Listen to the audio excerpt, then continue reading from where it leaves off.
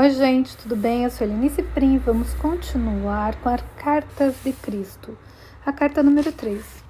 E ontem a gente leu, Jesus explicando várias coisas e falando do que é a diferença de uma cabra e de uma ovelha. E agora ele pergunta como entraremos no reino. Então vamos lá. Eu já disse, vocês entrarão no reino dos céus quando se arrependerem de tudo o que vocês são em seus corações e mentes, quando vocês levarem sua maldade ao Pai e pedirem perdão e força para serem limpos de seus pensamentos, palavras e atos malignos, e finalmente os abandonem todos. Então poderão ter certeza de que estarão prestes a encontrarem o reino dos céus. Quando alcançarem isso, perceberão que sua atitude para com os outros estará mudando, pois o Pai estará fazendo seu trabalho amoroso em seu interior. Vocês estarão livres das correntes e amarras dos desejos e atos malignos que antes os aprisionavam e os faziam cativos no mundo. Mais do que isso, compreenderão que o Pai satisfaz todas as suas necessidades. Uma mulher exclamou: Mestre, tenho uma necessidade agora mesmo, tenho fome.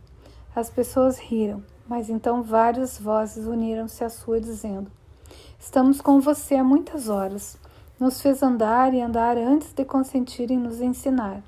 Nós demonstramos que somos boas ovelhas. Não nos ajudará a saciar nossa fome? Percebi que diziam a verdade e senti uma profunda compaixão para com elas. Tinham-me seguido não só para que as curasse, mas também porque tinham um anseio de saber a verdade como tinha sido me dada pelo Pai. Eu tinha dito que o Pai satisfazia todas as suas necessidades. Esta seria uma oportunidade para mostrar o poder da fé e o poder que é Deus. Mostraria a elas que nada é impossível quando verdadeiramente se acredita como eu acreditava e percebia. Chamei meus discípulos e pedi que procurassem alguém entre os presentes que tivesse alimento. Encontraram uma criança com pão e peixes e os trouxeram até mim. Afastei-me um pouco da multidão e tranquilamente contemplei o pão e os peixes, sabendo que não eram nada mais do que a mente poderosa de Deus, a substância de toda a matéria tornada visível. Sabia que a mente poderosa de Deus era ilimitada e poderosa, poderosamente ativa dentro de minha consciência. Sabia que a natureza do Pai era a satisfação das necessidades. Enquanto abençoava o alimento, senti o poder fluir totalmente pela minha mente, corpo e mãos, e sabia que a fome daquelas pessoas seria saciada. Não sabia de que maneira, simplesmente sabia que seria. Depois levei as cestas de comida e disse aos discípulos que dividissem o alimento ali contido, sentindo com absoluta certeza que todos ali teriam tanta comida quanto necessitassem. Ao cortar o alimento em pedaços e distribuí-lo, o mesmo se multiplicava e assim foi acontecendo, até que toda a multidão teve sua fome saciada. Várias cestas ainda restaram com sobras do alimento. Assim, demonstrei que a matéria, tudo que é visível no universo, é mente e consciência tornada visível pela vibração das partículas, o que a ciência chama de partículas. Mudanças na vibração das partículas e, portanto, mudanças na matéria acontecem como consequência das imagens, movimento poderosamente dirigidas, disciplinadas, focadas pela energia da mente-consciência.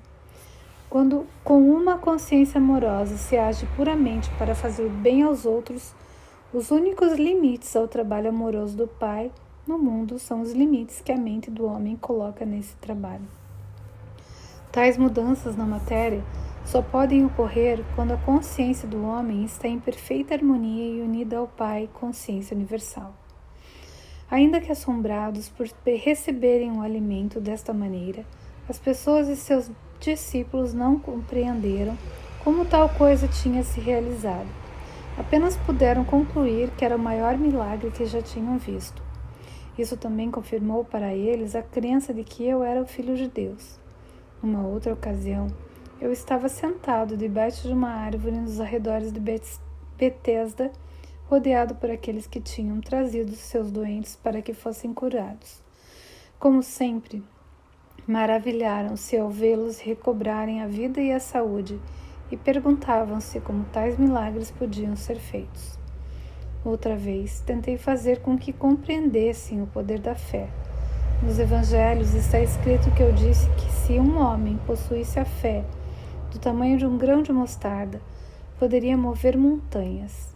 Esta afirmação é uma interpretação errônea do que verdadeiramente eu disse e revela o pouco que meus discípulos e os evangelistas compreendiam dos meus ensinamentos quando nós estivemos na terra. Se alguém tivesse a fé do tamanho de um grão de mostarda, o que significa isso? Como se pode medir a fé de tal maneira? Fé é fé. É um poder de total convicção, que toma conta da mente e não pode ser submetida a um tamanho. A fé que surge de sua necessidade de crer em algo, porque tal crença servirá a seus propósitos de algum modo. Pode ser poderosa e forte, mas nunca pode ser estimada com um conceito de tamanho. A crença é ainda mais forte. A crença é o fruto do ouvir, dizer e da lógica, porque você ouviu alguma coisa e está convencido de que o que ouviu ou leu é verdade. Desenvolve uma profunda crença no que ouviu. Você crê que é verdade. Você crê de uma maneira total e completa que desafia qualquer contradição. Constantemente eu dizia às pessoas: creiam que receberão e receberão. Contudo, eu sabia que seria quase impossível que as pessoas algum dia tivessem a fé para realizar milagres, pois não importava o quanto explicasse a verdade, elas nunca teriam o intenso conhecimento que me foi dado no deserto. Mas agora relato em alguma medida a história de minha permanência na terra, na Palestina, com a intenção de que você, meu leitor, comece a perceber e a compreender o conhecimento que me foi dado durante minha iluminação. Minha intenção é dar a você conhecimento.